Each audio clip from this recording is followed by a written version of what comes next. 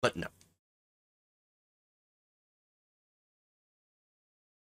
All right. Let's talk about fascism.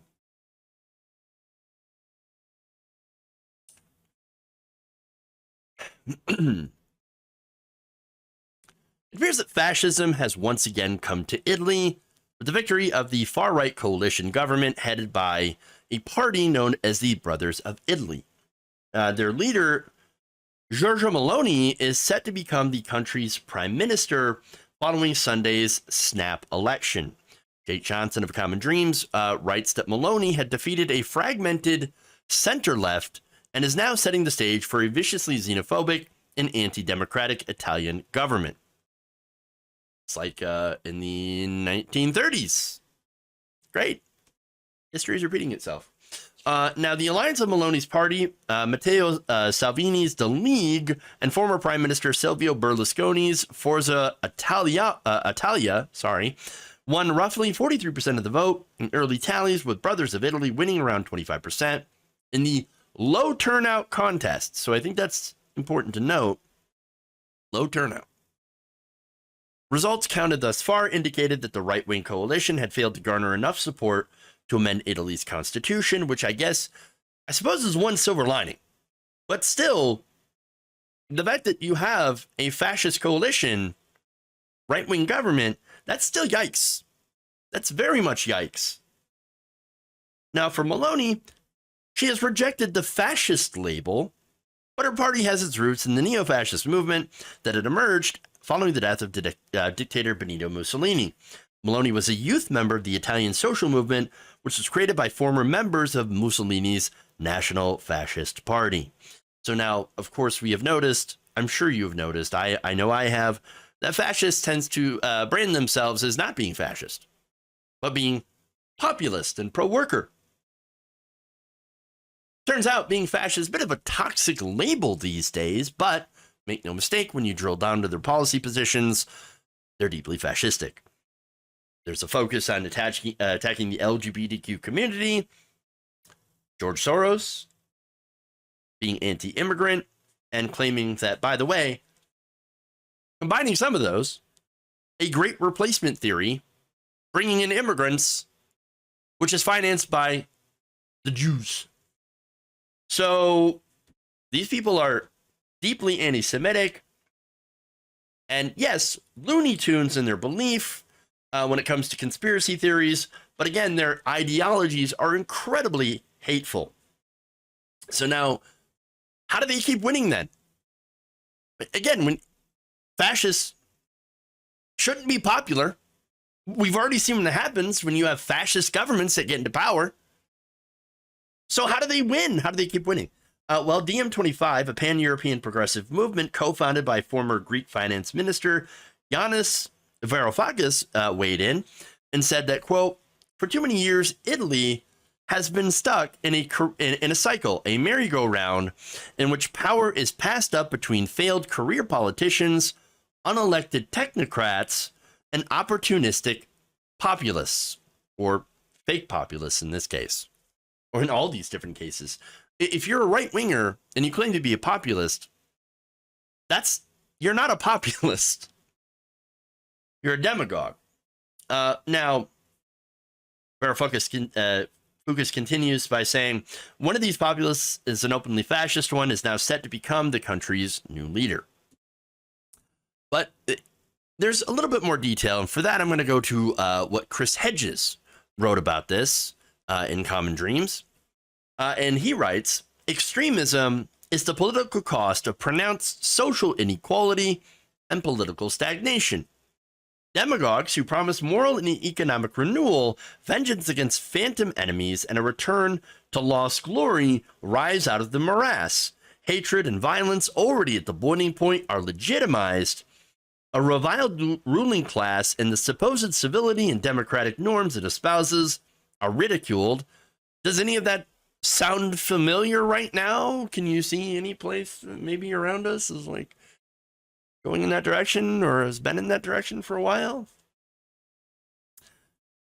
Hedges adds that at the heart of the problem is the loss of faith in traditional forms of government and democratic democratic solutions. Fascism in the 1930s succeeded, as Peter Drucker observed, not because people believed its conspiracy theories and lies, but in spite of the fact that they saw through them.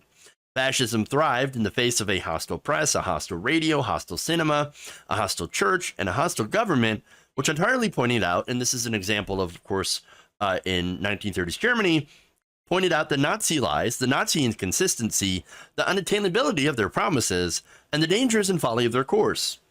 Nobody would have been a Nazi if rational belief in the Nazi promises had been a prerequisite. As in the past, these new fascist parties cater to emotional yearnings. They give vent to feelings of abandonment, worthlessness, despair, and alienation. They promise unattainable miracles. They too peddle in bizarre conspiracy theories, including, of course, the modern-day QAnon, but most of all, they promise vengeance against a ruling class that has betrayed the nation. So I think Hedges right there hits on a lot of really important ideas. Right on. Now, he correctly points out that energy and food bills are soaring under the onslaught of inflation and prolonged wage stagnation. Wages are in a free fall. Billions of dollars are diverted by Western nations at a time of economic crisis and staggering income inequality to fund a proxy war in Ukraine. Now, on that issue, I think while it's okay to supply, Ukraine in order to fight off the Russian invasion, the issue I have is the president, the Congress, and the blank checks. You get 10 billion here, you get 4 billion here, you get a few billion here. And yeah, okay, no problem, right? We're just going to continue sending you money. No debate, no problem. Just take all this money. But at the same time, you've noticed the Fed jacking up interest rates that are going to induce higher unemployment. And of course, the lack of expanding social programs like Social Security, expanding things, for example, or just avoiding doing anything like giving us universal health care. Now, on the interest rates, they say, well, we need to do that. We need to jack up interest rates because we got to cool inflation. Unfortunately, most of the inflation, it's not related to supply issues. It's actually related to corporate greed. And in this country, in America, the greed is unchecked. But in Europe, they actually do have different issues. They actually do have supply issues. For example, they're facing a 10% inflation rate and energy prices that are expected to rise up to 80%. Now, a lot of that, again, has to do with their dependence on fossil fuels, especially Russian, Ukrainian energy. And that war has disrupted that supply, as well as the international sanctions. And so, look, what we have is we have people that are suffering economically. Now, when you have people that are suffering economically, that doesn't automatically turn them into fascists. But there are people, when you are suffering, some are more likely to give fascists a pass if they think, look, I don't really want to worry about that stuff. I just want to keep warm in the winter. I just want to make sure my family has food on the table. Now, of course, unfortunately, it never seems to work out that way. And it just ends up turning into authoritarianism and mass death for certain groups of people. So the best way, in my opinion, to crush fascism is to stop it before it starts. And we can do that by ensuring that everyone's material needs are met. Because look, when things are going well, when people's needs are met, when people are making fair wages, when they can afford food, when they can afford products, demagogues, people don't listen to them. And they end up having no place to spew their lies and get people on board. Now, Diem also pointed this out and said that, quote, to break with this cycle, Italians must now repeat what their ancestors once did. Defeat fascism. Well, I wholeheartedly agree with that. The group added, but not for the return of the politics as usual that brought the fascists to power in the first place. You see, it seems like we keep doing the first part. Okay, you defeat the fascists, right? Great. For example, you beat Trump in 2020. Well, now what? Have you done anything to address the material conditions that led to someone like Donald Trump to rise? Have you? No. Well, that's why you have a lot of the Republican Party that is now pro-authoritarian. Now, in this case, you have 61% of Republicans saying we should establish a national religion in this country. And it should be, of course, Christianity.